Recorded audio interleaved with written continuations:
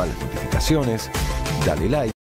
Escuchando Dura Tierra, el tema Marzo. Recordemos que Micaela Vita vino el sábado pasado y la pasamos bárbaro. Es una artista muy inteligente, muy sensible. Pasamos un muy grato momento y los vamos a ir a ver a tocar en vivo. El 15, ¿no? Exactamente. Tú lo has dicho, Celeste.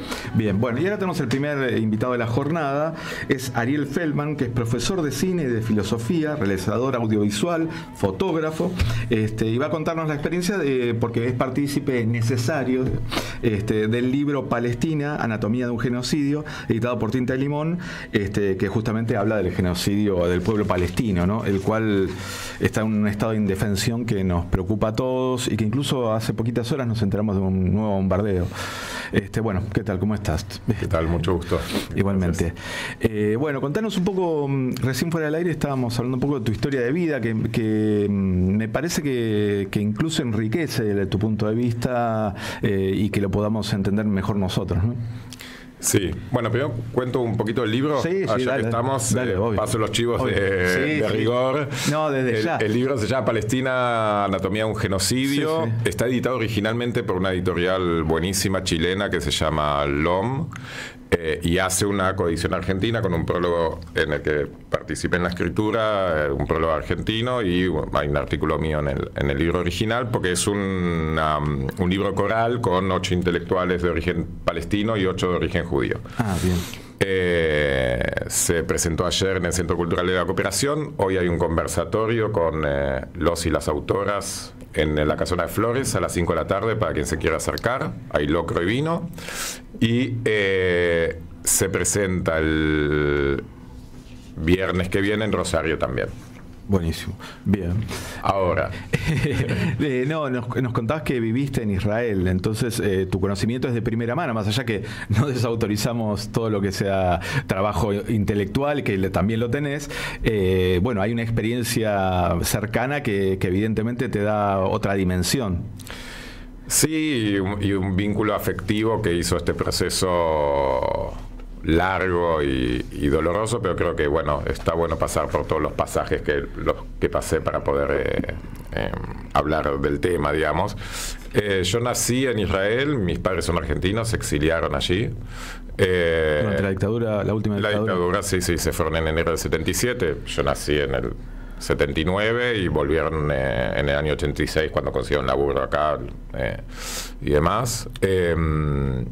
Y bueno, entonces viví mi primera infancia ahí, pero después, bueno, el pasaporte israelí al principio es bastante complejo, entonces tienes que volver cada 7 años, después, entonces yo más o menos cada 5 años vuelvo.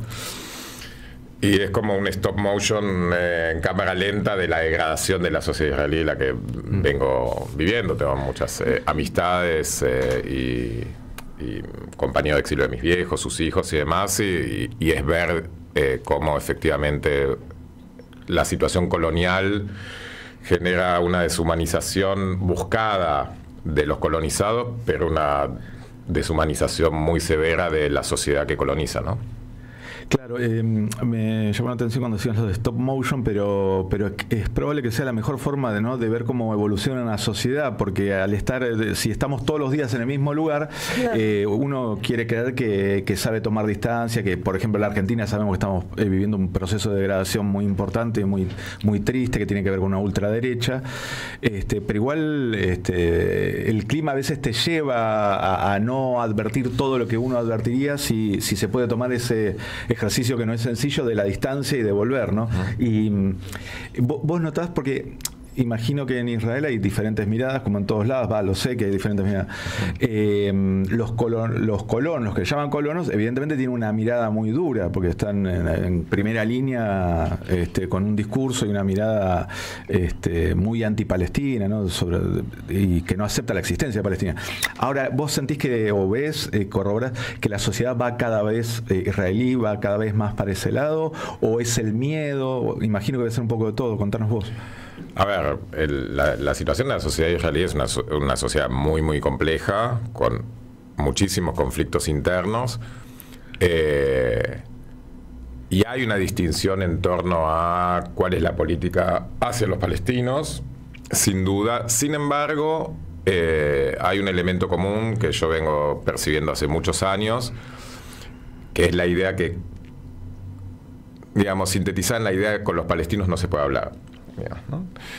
La idea de que con los palestinos no se puede hablar es, uno habla con gente que considera persona, digamos, con sujetos que considera persona, digamos, ¿no? Entonces, la idea de no hablar de animales humanos, estas posiciones racistas son bastante transversales a la sociedad israelí. Hay gente que vive en Israel, que tiene mi edad, que nunca pisó los territorios ocupados. Yo cuando voy, digamos, ¿no? Y tengo ciudadanía israelí, no me pasa absolutamente nada. Pero hay efectivamente una construcción histórica que viene ya desde la primera colonización de Palestina en los años 30, cuando la idea de lo nazi ya tiene un valor simbólico que los intelectuales y los políticos sionistas empiezan a denominar a los árabes y a los palestinos en particular como nazis, digamos, ¿no?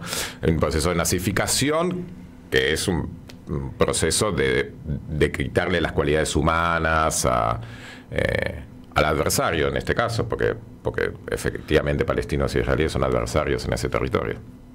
Bien, y uno ve desde afuera, ¿no? Esfuerzos desde el campo de la cultura para unir para acercar, aunque sea a esos pueblos, pero en la práctica no sucede, y es verdad, explícalo vos por supuesto, ¿no? Que hay intereses que incluso superan a los de Israel, ¿no? Es una zona a nivel geopolítico muy compleja y da la sensación, sí, que hay tiranteses que son exacerbadas a veces desde afuera.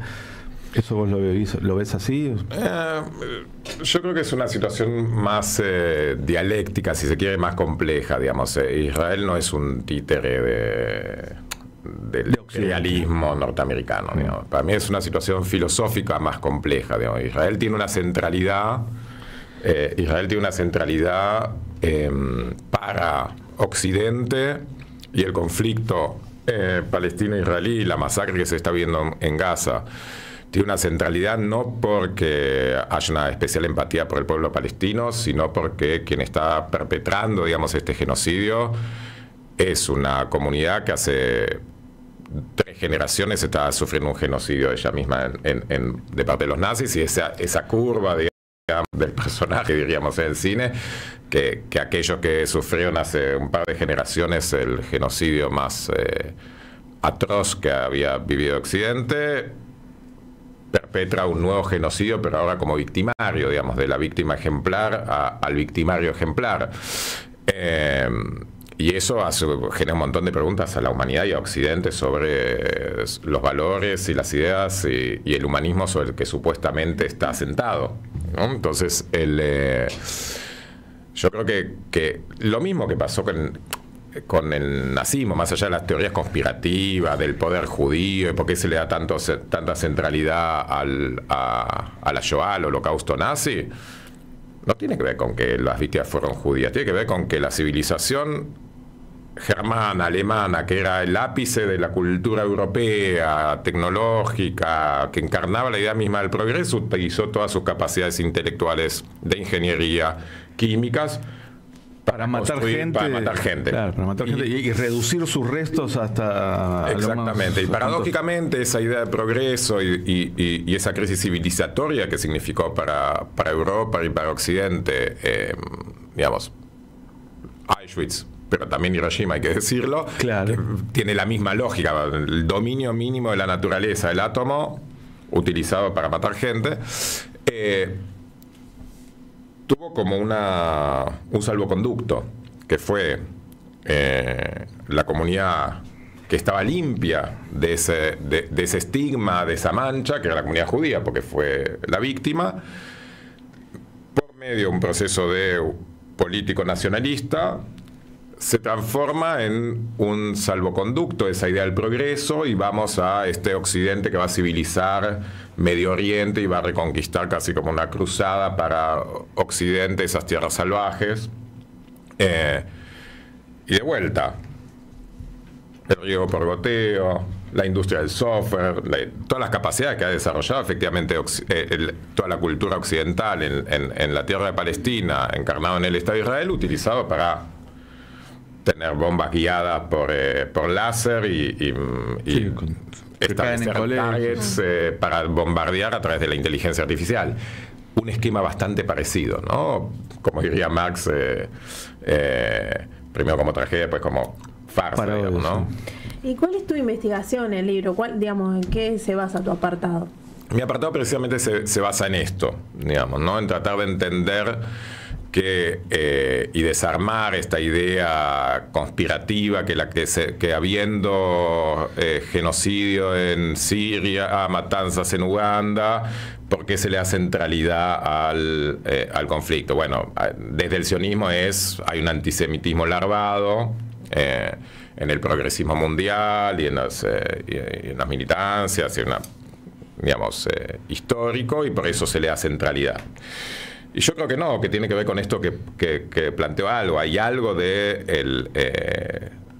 alma de la cultura occidental que todavía está atada a esa idea de que somos mejores, de un entramado entre el progreso tecnológico del dominio de la naturaleza y de organizaciones sociales supuestamente más progresivas, que se hizo pelota en el holocausto de Hiroshima, pero sin embargo la idea de la centralidad de Israel y de los judíos tiene que ver con que ese sujeto salió indemne por víctima de la destrucción de ese mito fundacional de la ilustración occidental.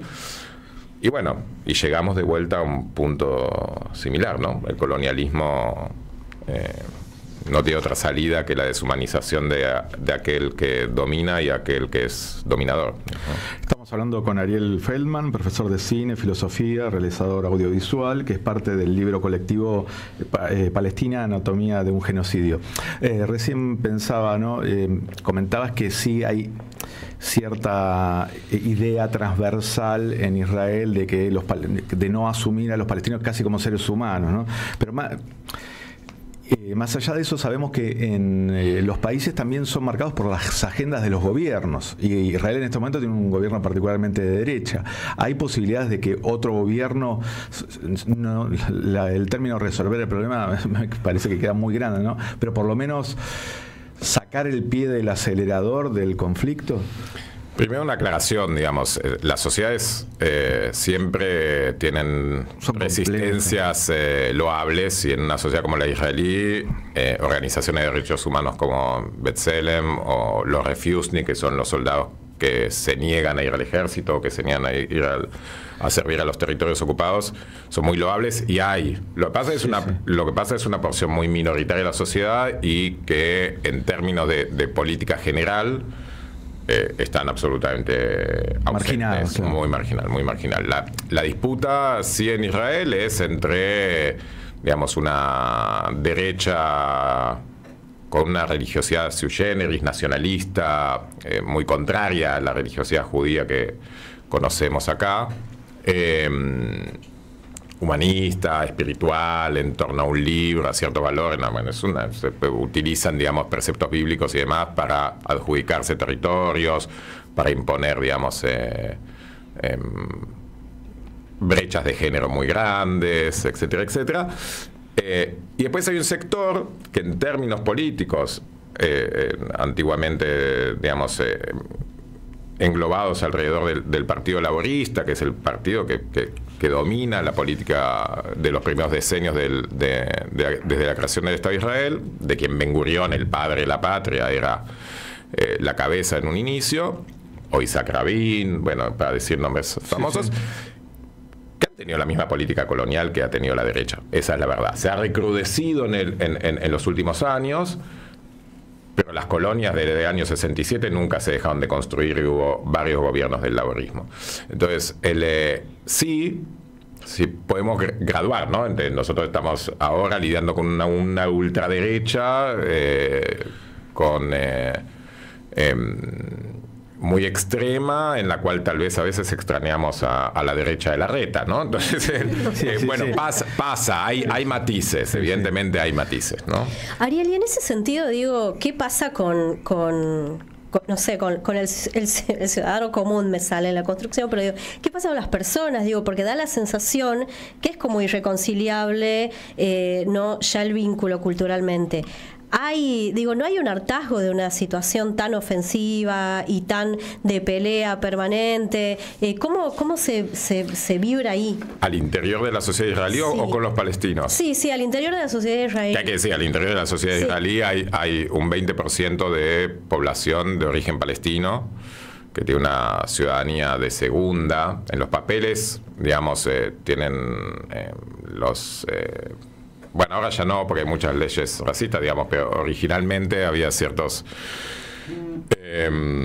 permisos, derecho a crédito, etcétera, etcétera, que están asociados a servir en el ejército de Israel, que es la columna vertebral, cultural y social de la sociedad israelí, valga la redundancia, por lo cual los palestinos que no de origen, los israelíes de origen palestino que no servían en el ejército, porque son árabes, no podían acceder. Entonces es histórico las diferencias. Sí, la ciudadana de segunda. Entonces, me es difícil contestar con sinceridad esa pregunta porque yo hace 7 años que no voy ahora. Entonces, y creo que hay muchísimos cambios. Hablo con gente obviamente, ahí para ver, y sí, la situación está a nivel de violencia que no conoció la sociedad israelí, digamos, ¿no?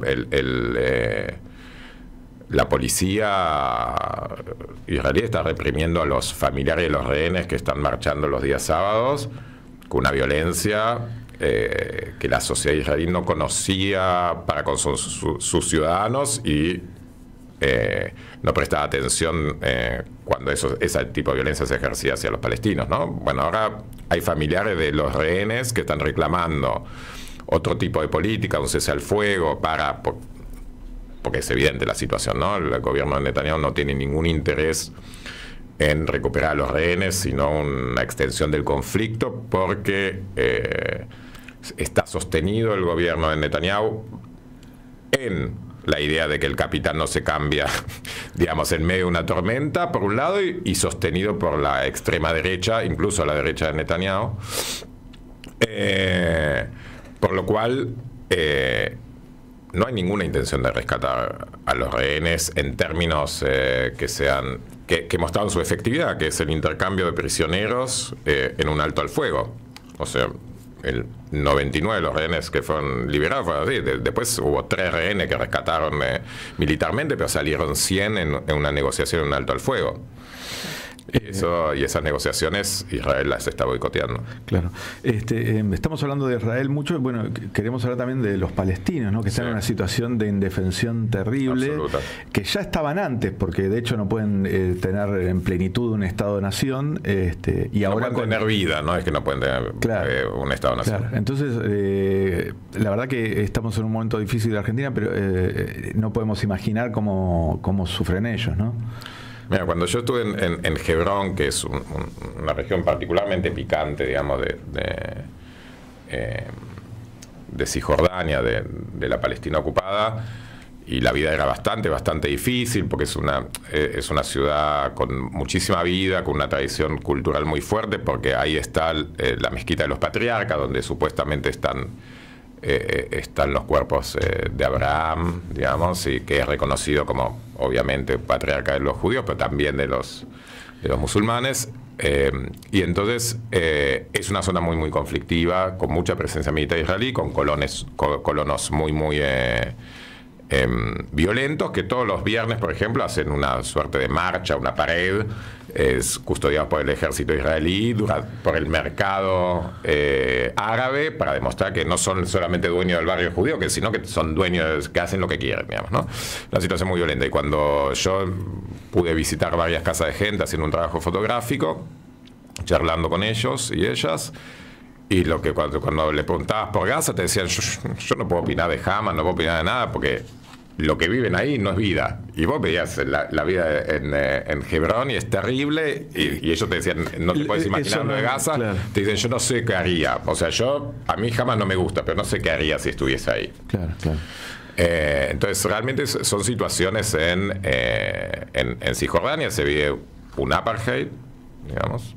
Bueno, para la gente que no sabe, digamos, hay 2 tipos de de ocupaciones de israelíes, en realidad 3, digamos. El Estado de Israel está sobre territorio donde vivía población palestina que fue desplazada en la guerra del año 47-48, 750.000 personas fueron desplazadas de ciudades y territorios que hoy forman parte de la Israel, que hasta Hamas reconoce, digamos, hasta la frontera del 67. Por fuera de la frontera del 67, que son los territorios que Israel ocupa en la Guerra de los 6 días, tenemos Cisjordania y Jerusalén Oriental, donde hay un sistema de apartheid, es decir, hay 2 tipos de población con 2 legislaciones diferentes. Básicamente una para los colonos que tienen sus rutas, su legalidad, etcétera, etcétera, y los palestinos que tienen sus rutas y sufren otro tipo de legalidad, restricciones de movimientos, tienen checkpoints, etcétera, etcétera, etcétera, que imposibilita un normal funcionamiento de las actividades más mínimas de la vida. Más mínimas de la vida. De ir a laburar, un checkpoint te lo pueden cerrar porque bla, y no podés ir durante 14 horas a laburar, o al club, o ir a buscar a tu hijo que está en la escuela del otro lado. Digamos, ¿no? Entonces, es realmente una situación muy invivible. Hay niveles de encarcelamiento de la población civil enormes. Se habla de entre 700 y 1.000 menores de edad que son encarcelados al año en Cisjordania. No hay números oficiales porque hay muchas detenciones que aquí denominaríamos ilegales, no hay información, no hay nada. Y en Gaza es un territorio que tenía esta misma estructura, había colonos, que Israel sale unilateralmente con una estrategia de boicotear la unidad palestina en su momento, bloquea el territorio cuando Hamas gana las elecciones, las únicas elecciones democráticas que se hicieron en Palestina, tuvieron un resultado, Israel y Estados Unidos decidieron no reconocerlo y generó un quilombo político interno que fue el objetivo, y ahí Israel construyó una cárcel a cielo abierto, bloqueó el aire, el mar y las salidas de ese territorio, administra las salidas, las entradas, absolutamente todo, el ingreso de comida, la administración de la electricidad, del agua, del gas, absolutamente de todo, y no solamente que lo administra, sino que lo corta a discreción como castigo colectivo, no ahora en esta masacre que estamos viendo, sino desde el 2007 que estamos en esta. Sí, la voluntad. Entonces, cuando se preguntan cómo pudieron los palestinos hacer la barbaridad del 7 de octubre, que fue efectivamente, yo creo, un hecho absolutamente espantoso y contrario a la lucha palestina, si quieren nos metemos en eso, pero yo creo que el apoyo que estamos viviendo a la causa palestina y la crítica al sionismo que tenemos hoy día a nivel mundial, que es un movimiento positivo, digamos, de los pueblos, de ver eso, y que no tiene precedentes, es por el genocidio y a pesar de lo que hizo Hamas el 7 de octubre. Sí. ¿No? Eso le juega. Entonces, y sin embargo, la responsabilidad del 7 de octubre es del colonialismo y de la situación de desesperación a las cuales el Estado de Israel llevó a los palestinos, porque esa acción, que además es suicida, porque digamos, algunos sobrevivían, pero muchos murieron en eso, no sabían si son actos realmente desesperados de una lucha política absolutamente que tiene muchos visos de no tener salida para los palestinos. Bueno, genera situaciones desesperadas y horribles. Pero la violencia colonial es responsable de cualquier violencia que estemos viviendo en ese territorio, ¿no? Bien. Bueno, Ariel, muchísimas gracias por venir. Recordemos el libro, ¿cuándo va a ser la presentación? La presentación, tuvo una primera presentación ayer en el CCC, se consigue en todas las librerías. Hoy en la Casona de Humahuaca, a las 5 de la tarde, la Casona de Humahuaca es Morón 2453, a las 17 horas vamos a tener un conversatorio, vinieron autores de Chile, los editores, algunos de los autores argentinos vamos a estar también, y en Rosario, en Entre Ríos 758, el viernes que viene. Perfecto. Palestina, anatomía de un genocidio, un libro como para entender un padecimiento que lleva décadas y al cual no podemos mirar para otro lado. Bueno, fue Ariel Feldman, especialista en el tema de Israel, Palestina. Esperemos recibirte en otro momento en un contexto, aunque sea un poco mejor. Dale, muchas gracias por la invitación. Somos Tiempo.